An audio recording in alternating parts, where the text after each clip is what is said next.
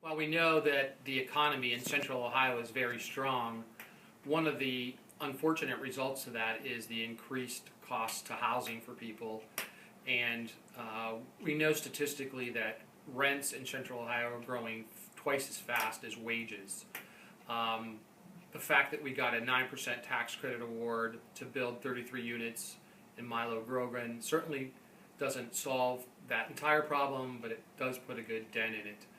I think Milo's a typical neighborhood that suffered from urban renewal with the growth of the interstate highways, and the fact that we now have a tax abatement for the neighborhood from the city of Columbus really should spur development.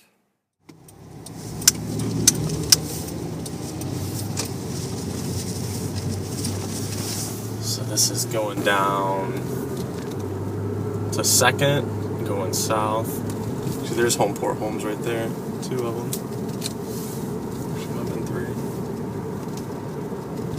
From an existing project. Right now we're standing on the former Timken site. It's at the corner of Cleveland and 5th. And what has happened now is Rogue has purchased the site and they have built their headquarters here. And so this has been a great catalyst to the community, not just the community, but will be a catalyst and an important part of those that we may serve in our homes in Milo-Grogan. So they are a big partner in the neighborhood, and we're definitely looking forward to their support, continued support in the neighborhood.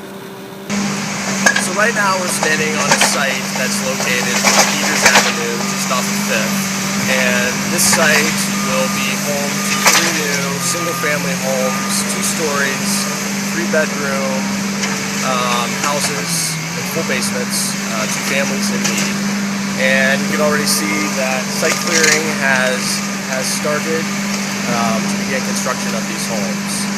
So we'll have 3 here, and then we also have a couple of homes that are directly behind us. So we've got the alley, and then these homes will be built on St. Clair, which is a street directly to the east.